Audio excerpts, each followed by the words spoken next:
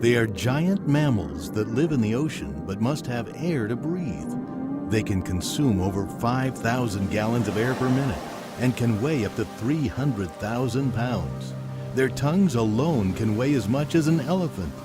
And when they swim on the surface, they can generate the power of 3 muscle cars. They are whales, the giants of the deep. It's the biggest animal that was ever created, as far as we know. We don't have any fossils of any dinosaurs that are bigger than the biggest blue whales. 100 feet long, 300,000 pounds.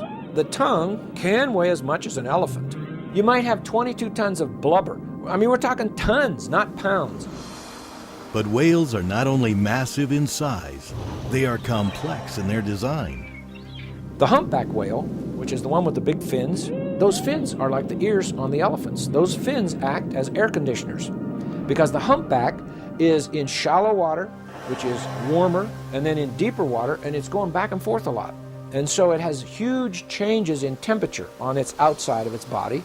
And so these flippers, they have all kinds of little blood vessels close to the surface, and the whale can use those to help cool itself down or to help warm itself up. And these whales, they will dive down and then they blow bubbles through their blowhole. They'll start with a big ring of bubbles, and somehow or another it acts like a net to these krill, and they run away from the bubbles. And so they keep running toward the middle here, and then they'll close the ring. They'll be swimming in tighter and tighter circles, and he gets everything trapped in nothing but bubbles. And then he swims right up through the middle from the underneath, opens up its big mouth, and it can grab a ton of the krill all at one time. And it's like an expert fisherman. It's incredible. Well, if evolution is true, how do these animals figure this out? Sperm whales dive really deep dives, 550 feet a minute.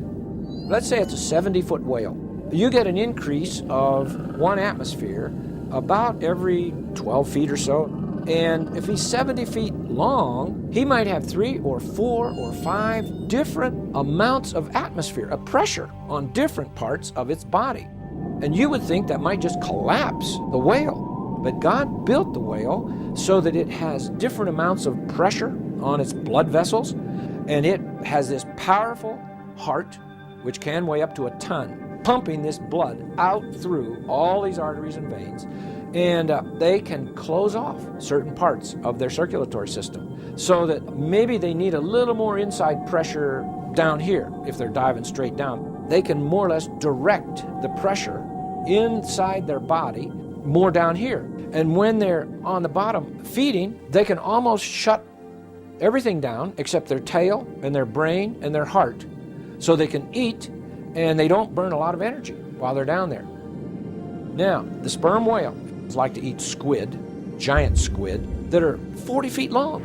And there are huge battles because many sperm whales, their skin is all scarred from the hooks on the squid.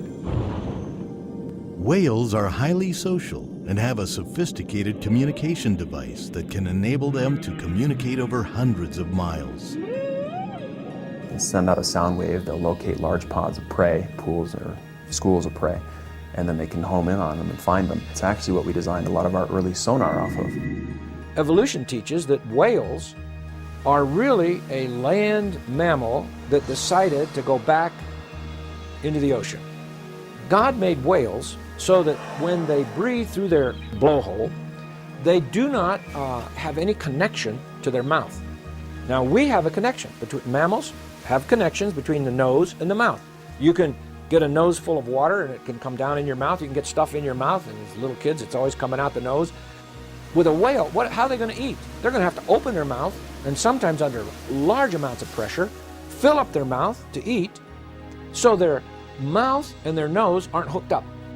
How do you have a slowly evolving something into something else where you can't have a partially unhooked up system? It's either totally unhooked up so that you can't drown, or it's not. And so I don't see any evidence that land mammals have migrated into the ocean and become whales and porpoises and dolphins and all those kinds of things. I don't think we have any evidence for that.